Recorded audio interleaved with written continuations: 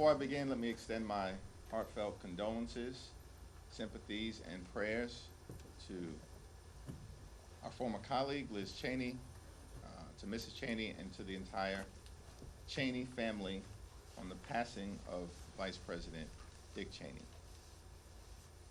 I also want to acknowledge today, of course, is Election Day, and just to encourage the American people to go out and exercise your right to vote, exercise the franchise, exercise your voice, wherever you may be, all across the country. It's our country, it's our democracy, it's our successful experiment in self-government, and it only works if the American people participate. Despite all of the efforts from the other side of the aisle to engage in misdirection, lies, voter suppression, and obstruction,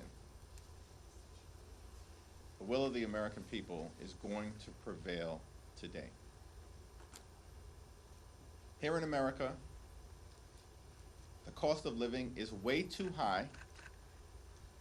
Donald Trump and Republicans promised that they were going to lower costs on day one. But costs aren't going down, costs are going up. The Trump tariffs are making life more expensive for everyday Americans by thousands of dollars per year. Inflation on the way up. Grocery costs, way up. Housing costs, way up. Child care costs, way up. Electricity prices through the roof, and the American people know it. That Donald Trump and Republicans have failed to make their life more affordable. And now in the midst of this 35-day Trump-Republican shutdown, Republicans refuse to extend the Affordable Care Act tax credits, which is going to result in tens of millions of Americans experiencing dramatically increased premiums, co-pays, and deductibles. In some cases, everyday Americans, working class Americans, and middle class Americans are going to see their health insurance premiums increase by $1,000 or $2,000 per year because of the Republican refusal to extend the Affordable Care Act tax credits. Donald Trump and Republicans in the House and the Senate have failed the American people, and the American people know it. Democrats will continue to fight to lower the high cost of living, to fix our broken health care system, and to clean up corruption. In the Congress, in the courts, and certainly as it relates to Donald Trump and his administration, the most corrupt administration in American history. We want to reopen the government. We want to find a bipartisan path forward toward enacting a spending agreement that actually makes life better for the American people, that lowers costs for the American people, as opposed to the Trump economy where things are getting more expensive by the day. And of course, we have to decisively address the Republican health care crisis that is crushing the American people all across the land. Questions? We hear there's a little bit of a falling next year in the Senate levels. We don't know what that means or what that would look like. But considering the exercise that the Democrats will not think through tomorrow, how much skepticism will there be from House Democrats on any sort of an agreement that would come over from the Senate? We said from the very beginning that we will evaluate in good faith any bipartisan agreement that emerges from the Senate, reopens the government, makes life better for the American people, and decisively addresses the Republican health care crisis. Until we see details, we're not in a position to do much more than that. Are you more optimistic than you were based on what you're hearing last week? We're in the middle of a 35-day government shutdown. Donald Trump is unlawfully withholding billions of dollars in SNAP benefits from 42 million Americans and 16 million children. There's nothing to be optimistic about relative to the cruelty and the pain that Donald Trump and Republicans continue to inflict on the American people. There's nothing to be optimistic about when it comes to the fact that Donald Trump shut the government down. They're forcing hundreds of thousands of people to be out on furlough or to work without pay. They refuse to address the healthcare crisis that Republicans have created. In a year where they enacted the largest cut to Medicaid in American history, hospitals, nursing homes, and community-based health centers are closing because of Republican policies all across America. The country is facing the possibility of a $536 billion cut to Medicare at the end of the year if Congress doesn't act. And Republicans are refusing to extend the Affordable Care Act tax credits because they would rather gut the health care of the American people. There's nothing to be optimistic about because of what Trump and Republicans have done to this country. They've gone way too far, and the American people know it, and the results today are going to decisively reflect that fact. Sort of finer point on that. You said in September, any agreement related to protecting the health care of the American people has to be ironclad in legislation. It does not sound like whatever agreement comes out of the Senate will be in legislation. Will you accept something that is a handshake deal? It's the same answer that I just gave. I know that a filibuster is a Senate mechanism, but President Trump has repeatedly, recently has this morning called for Senate Republicans to abolish the filibuster, pass the CR with a simple majority, and also a host of other Republican priorities. You criticized him for not inviting the legislative leaders to the White House to negotiate. What are your thoughts about him continuing to call for the abolishment of the filibuster within the context of his unwillingness to negotiate? Does that indicate to you that he has no interest in sitting down with not only his legislative leaders, but you and Leader Schumer? Well, Donald Trump has taken a my way or the highway approach to his presidency from the very beginning, and he's used to Republicans simply bending the knee to him. Because these Republicans on Capitol Hill, on the House side and on the Senate side, they don't work for the American people, they work for Donald Trump. And so he's going to continue to make his position clear until they eventually cave, which is what they always do. Because Republicans in this Congress have been nothing more than a reckless rubber stamp for Donald Trump's extreme agenda. And Donald Trump keeps making the point that Republicans have shut the government down, and they're the only ones that have the power to open it up.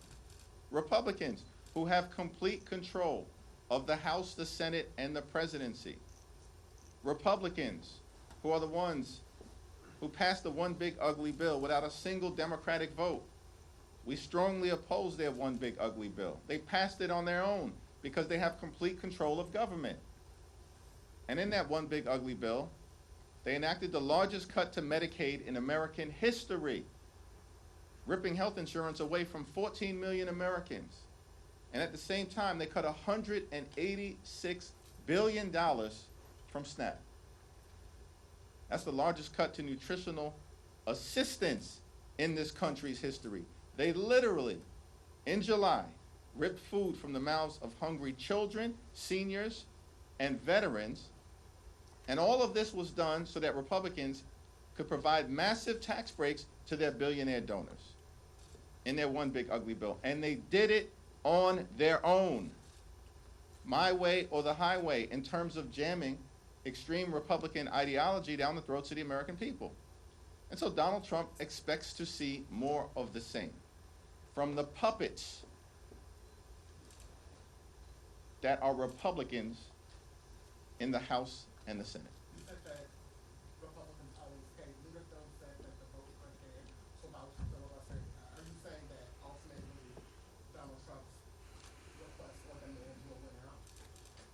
If history is any indication, ultimately, compliant Republicans in the Senate are going to cave to the demands of their puppet master, Donald J. Trump.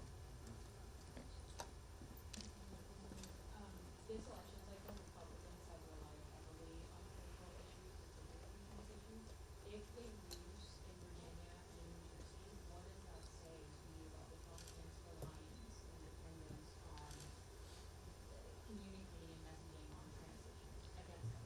At this point, it's not a question of if Republicans are going to lose. I was was in Virginia earlier today. I was in New Jersey over the weekend. I was in California a few weeks ago. They are going to lose because the American people know that Republican policies have failed them.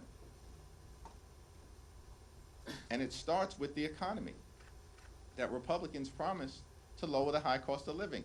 But costs aren't going down in America. Costs are going up. The cost of living in this country is out of control. And Donald Trump has not done a damn thing to change it.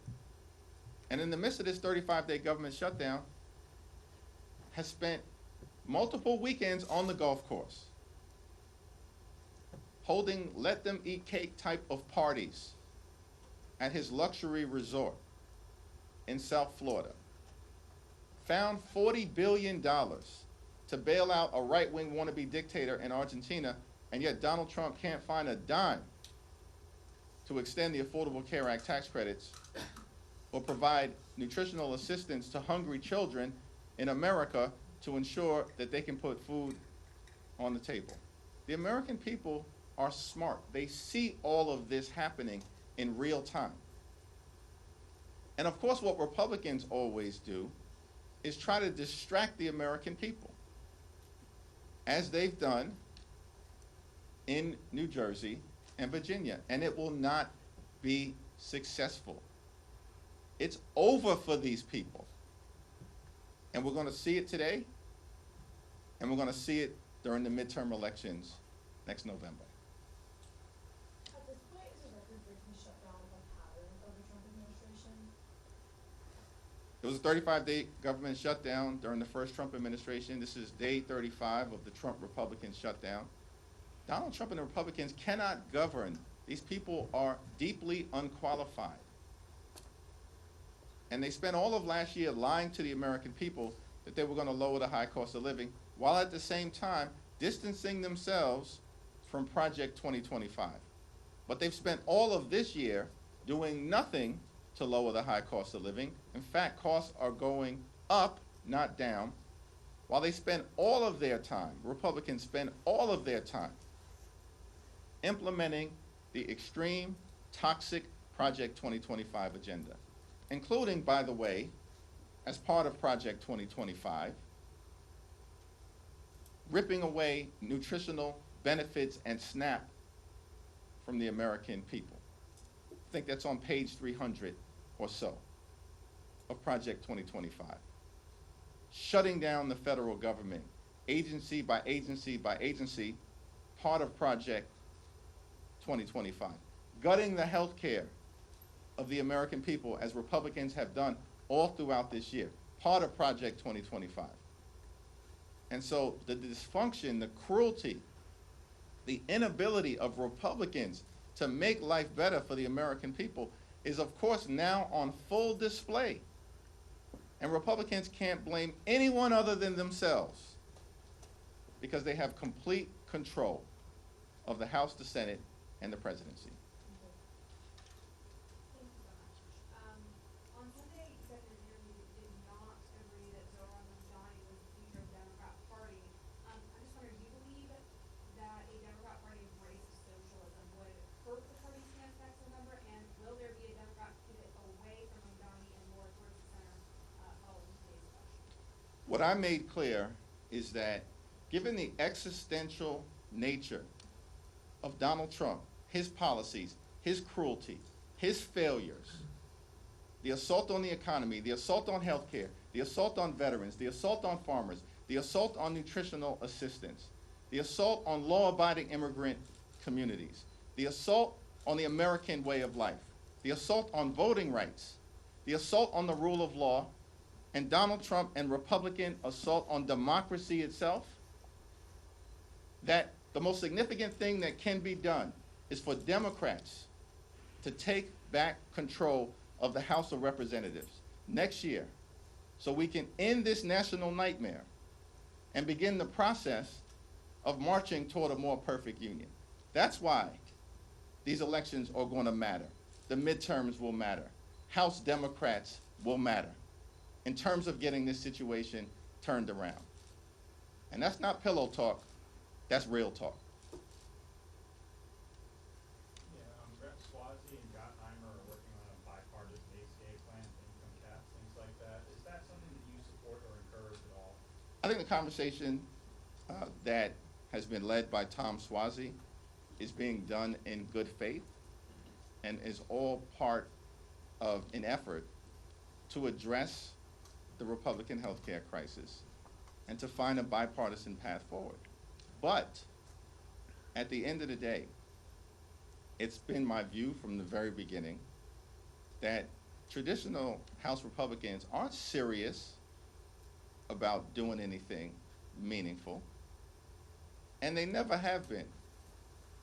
And so while I'm convinced that Tom Swazi, of course, is a common sense leader, and hopefully the Republicans who are communicating with him will get serious this time.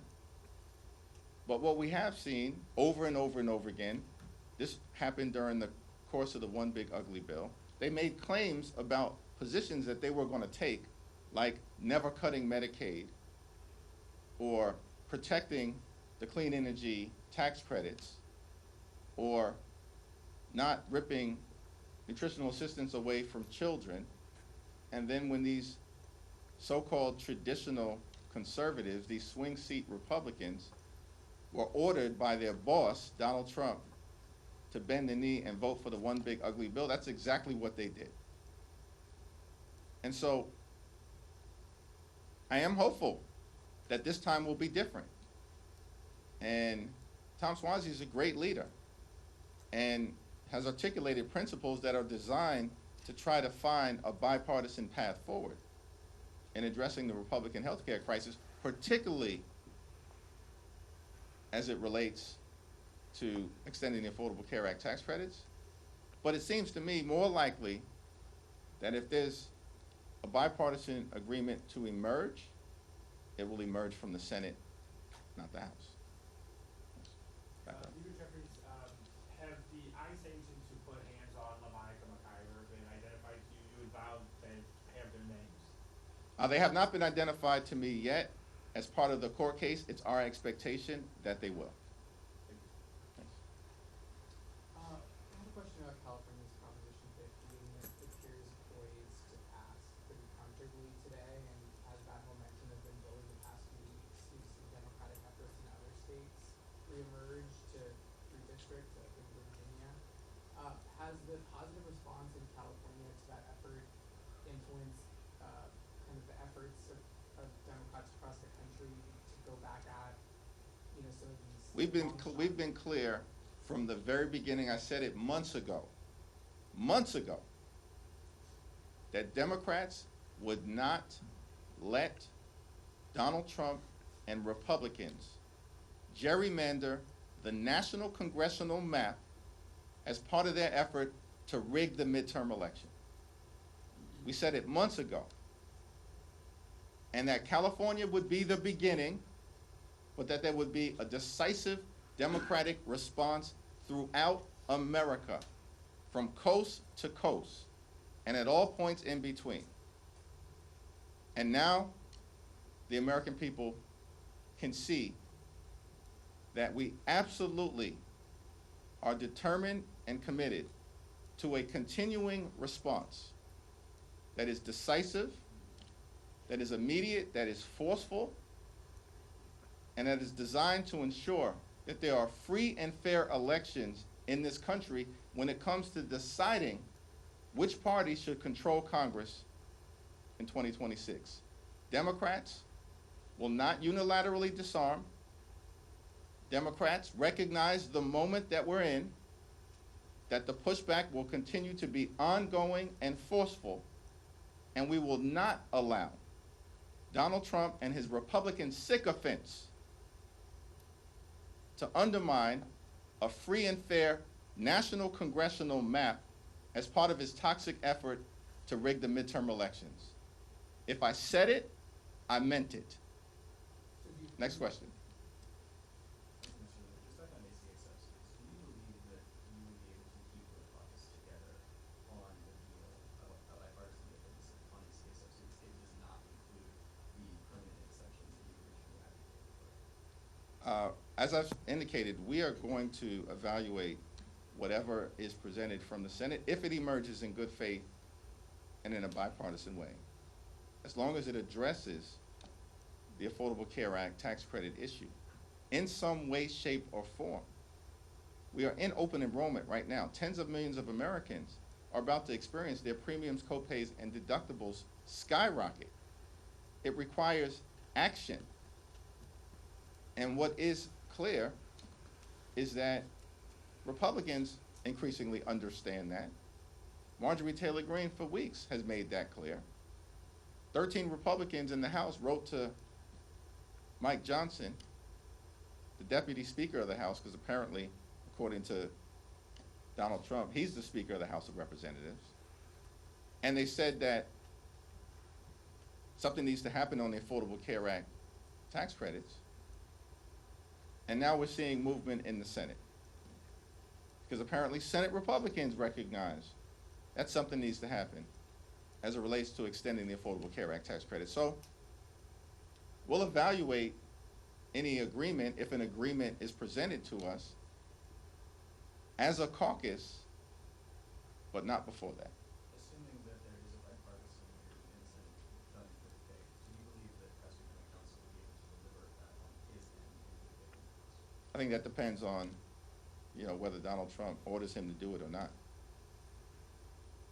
Thank you, Leader. So Congressman Chuy Garcia appears to be retiring, and it also appears that he waited up until the filing deadline to make this decision, thus paving the way for his chief of staff to have an uncontested primary. This is being called a machine tactic by some people in your own party. Do you have an issue with how this was done? I haven't had a conversation to evaluate the process that was utilized or to talk to Representative Garcia, so I'm not going to comment on it until I talk to him directly. Thank you, Mr. Reader. Multiple of your Democratic colleagues have said that they gave their October paycheck to charity or they deferred it completely, and last time we were asked this, you said you made a decision over last weekend. So I just want to ask you again, what did you decide to do with your paycheck from October? Did you not see that I answered that question, or are you just asking me to reiterate my answer? Because I did publicly make clear on Friday to my constituents and publicly that my paycheck has been withheld. Yes, Mr. Leader, Secretary Duffy said today that this shutdown drags into next week. There's a possibility that the FAA could be closing parts of U.S. airspace because of the lack of controllers, and then just in the last hour or so there's been ground stop at Reagan National because of the security threat. How could major aviation issues affect your calculus or anyone's calculus up here when it comes to the shutdown? Well, Duffy needs to start acting like a transportation secretary and stop trying to pretend to be a reality show TV star. Because at the end of the day, it's the Republicans who shut the government down. Donald Trump repeatedly has made that clear. They're the ones who have the power to reopen it. And as Democrats, we've said, this Trump Republican shutdown is causing great harm and pain to the American people, and it does threaten aviation safety. But Donald Trump has spent more time over the last 35 days talking to Hamas and the Chinese Communist Party than he has talking to Democrats on Capitol Hill to reopen the government, Democrats on Capitol Hill who represent half the country. And we continue to be clear. We will sit down with our Republican colleagues anytime, any place, in order to reopen the government, protect the American people, find a bipartisan path forward, and decisively address the Republican health care crisis. Mr. Leader, I just wanted to ask, when was the last time you spoke to Speaker Johnson about the current shutdown situation? And has the shutdown impacted your relationship with him at all? Do you still have that kind of forward-looking relationship that you said you had in the past? We had a brief conversation last week. Thank you, everyone.